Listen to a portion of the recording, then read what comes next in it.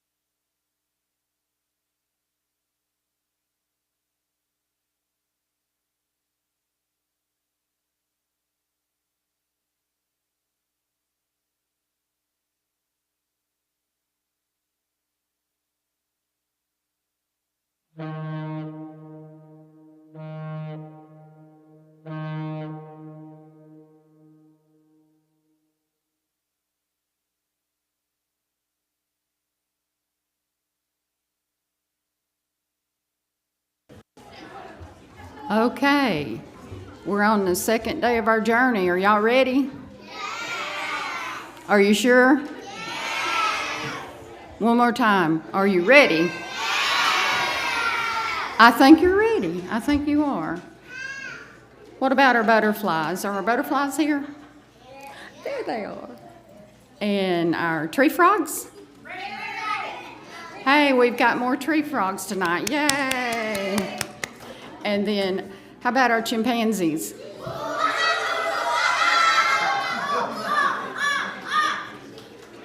Awesome.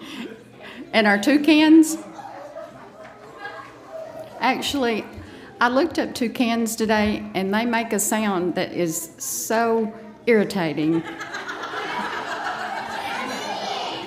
It's a real high-pitched, terrible sound, so I kind of like y'all flopping your wings.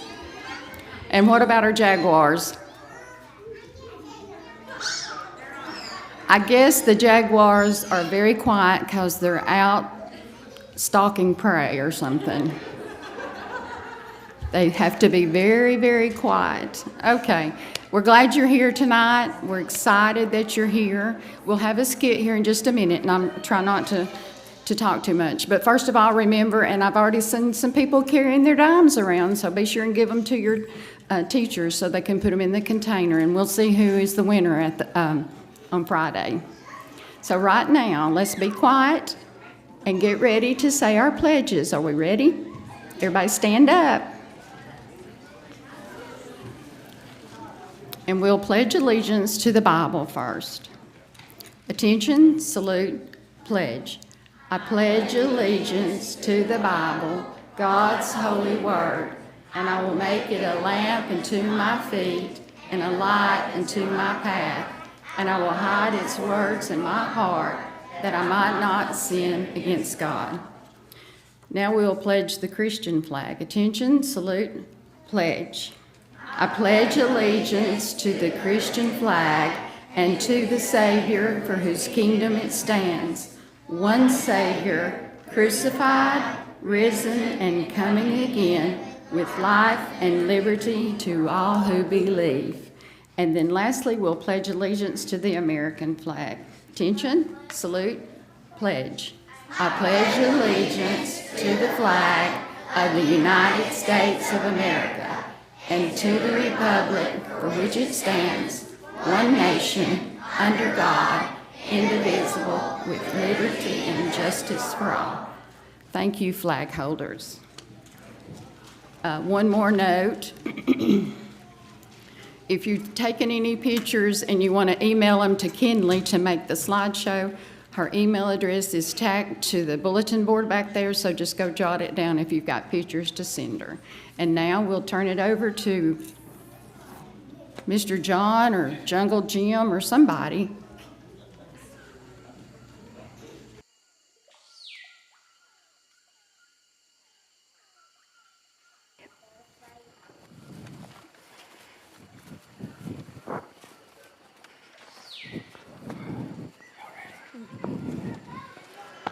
All right, now, ladies and gentlemen, as we arrive at our first outpost, the river portion of today's expedition has concluded. If you've enjoyed the trip so far, you may exit to the left side of the boat, and if you haven't enjoyed it, you may exit off the right side. I've enjoyed it. Come on, Cassie. Let's do some exploring. I'm hot. I'd rather go swimming. I wouldn't recommend that.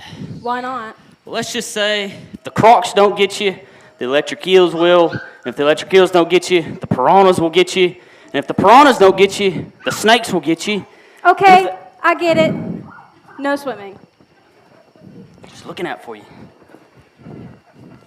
Hey, look! A trail of leafcutter ants! I just read about them in my jungle book. See how they carry pieces of leaves on their backs? Oh, wow. That's so cool. Hey, Cassie, come look at this. No, I'm good. I hate bugs, remember? You know what's amazing about those little critters? They're one of the strongest insects on the earth. They can carry up to 50 times their own body weight. That's like us carrying a minivan with our mouth. Wow. That's incredible. Jonah. I don't know. Say your line. I don't know. Are there any Hercules? Do you think we'll see any Hercules beetles? Oh, yeah, definitely. The Jungle's crawling with them. Get it? Crawling with them. Hardy, har har. What's a Hercules beetle? It's a gigantic black bug with a big nasty claw on the front of it. It's actually a horn, if you want to get technical about it. So, how big is it? It's pretty big considering the jungle has spiders in it the size of dinner plates. What? Yeah, they even made a movie about it. They called it the Hercules beetle that ate New York City. It came from nowhere, came from everywhere. Stop. You're creeping me out. You know, he's just teasing, honey. Ew.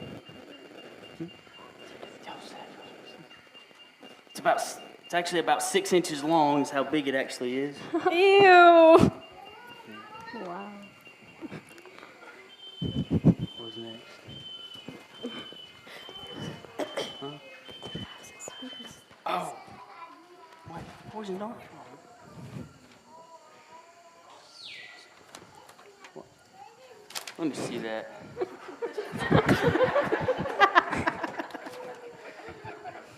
Oh, and speaking of bugs, here's a fun fact for you. Speaking of bugs, in 1 square mile of the jungle, there could be over 50,000 different species of insects. That's hard to remember, I'm sorry. Gross. Can we please change the subject? Oh, wow! Look, a frog! It's so tiny and beautiful. I wonder if it'll let me hold him. No, Zane, stop. Don't touch it. That's a poison dart frog. Very beautiful, but very deadly. Really? Yeah, the gold ones are even worse. With one touch of a golden dart frog, they could kill 20,000 mice. All right, that's it. I've seen enough. I'm going to go back to the boat, and don't stop me. I think it's going to be a long week for her. Could be. But you know what? I'm going to try my best to make this trip the best ever for her. I just hope you're up for a challenge with her. And in the meantime, Zane, we need to start unloading the supplies. You want to lend me a hand? Sure! All right, let's go. All right, you grab this bag right here. Turn your mic off. Hello? Anyone? CJ? Zane? If you're trying to be funny, it's definitely not working. Anybody? Oh, please, please do not be a tiger or a bear. Do y'all know if there's bears in the jungle? What is that sound? Ruth! Hello? What in the world are you doing in the woods? Well, you see, my hearing aid battery went out, and I had to change it before I got off the boat. Oh, and then I saw this sloth hanging from a tree, and I had to go up and see it. Did you know they spend most of their life hanging upside down? I had no idea. God is so creative. So anyway, I was so curious, and I just had to climb up and get a closer look. Wait. You climbed a tree, I sure did. and it was about 60 feet. Oh yeah, 60 feet. That's why I was in the woods. Where is everybody? Cassie went back to the boat, everyone to go get supplies. Oh, I see. So are you having a good time? Yes. But Cassie, she'd rather go home.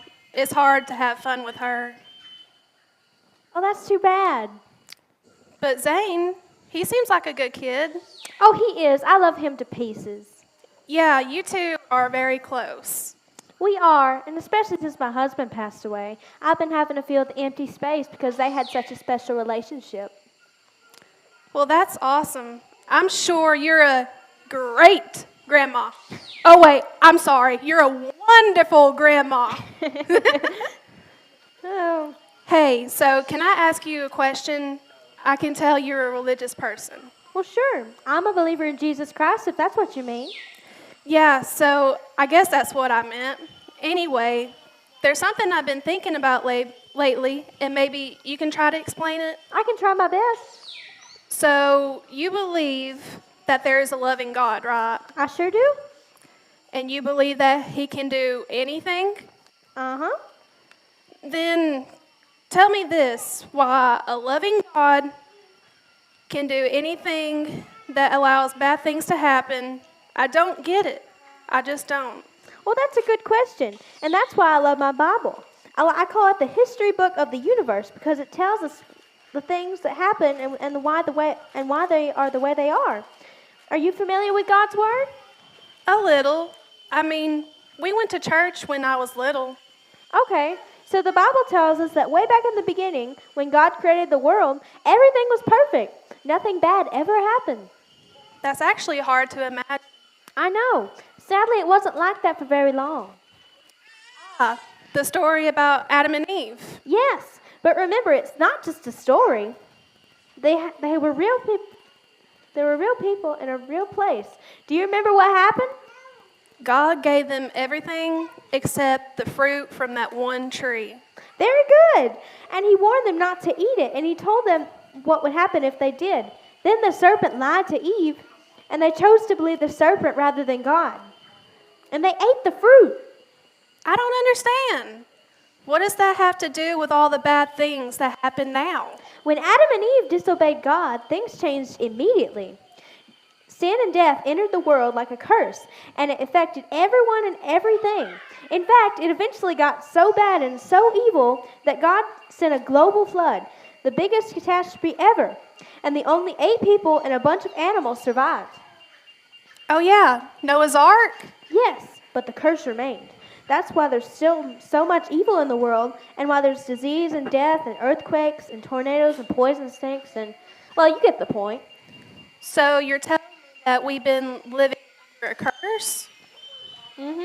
Yes, the good news is it won't always be like this. God has promised to remove the curse someday, and we just don't know when. It could be soon, though. Oh, good. We need. You're back. Is Cassie with you? Yes, I'm here, unfortunately. Well, it's good that you're helping at least. It wasn't my idea. That's not true. Yes, it is. Oh, sorry. Easy. Here, let me see. Let's put the fishing rods down, shall we? Hey, it's not my fault you made me carry it. Hey, all I said was if you don't work, you don't eat. That was your choice. Some choice. All right. From the looks of it, it's going to get dark soon, so we might as well get situated, set up camp. We can all sleep in the outpost, or on down the trail. There's a tree house that sleeps 4 people, so take your pick. Ooh, we'll take the treehouse. It's 30. You sure about that, Grams? It's 30 feet up. I mean, it's quite tall. I mean, you got to climb a ladder. Oh, I hope so. That's the best part. Are you sure about that? Oh, I'm sure. You know, yeah, I don't know about that. I fell off a 30-foot ladder once. Oh, no. Are you okay? Yeah, thankfully, when I fell off, I was on the bottom rung. But still, you never know. Well, you don't have to worry about Grams. She'll be just fine. Just worry about me. All right, so now we got them situated. How about you two? We'll sleep on the boat. Sorry, that's not an option. Company rules. Well, I'm not sleeping in there, that's for sure. Why? What's wrong with it? Yeah, I mean, we'll take the treehouse too. Oh, come on, it can't be that bad. Sorry, the treehouse is full. Oh, okay, y'all got the tree house. I'll take the outpost. Y'all can take your bags. While y'all get situated, I'll get dinner started. So what's on the menu? It better not be fish, that's Oh. for sure. Trust me, as long as I'm skipper, there will be no fish on the menu. Last time I went to a seafood restaurant, I slipped and pulled a mussel. Made me quite crabby. Wow. That's really shellfish of you. That was a good one. That was a good one. Well, quick. Let's hurry up before we get wet. Now, some peace and quiet. Oh no, that sounded like thunder. Hope this doesn't ruin our snipe hunt. Better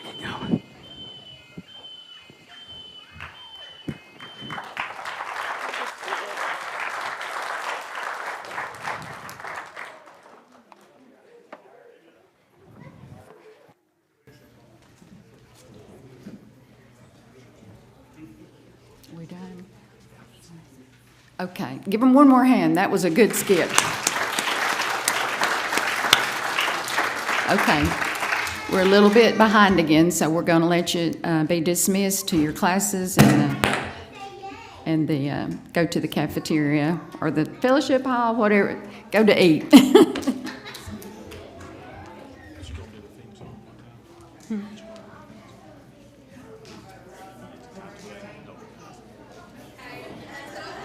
Y'all get back in here at the end of the evening as fast as you can, and then we'll practice our theme song. And we don't have time right now. We got to get back on schedule.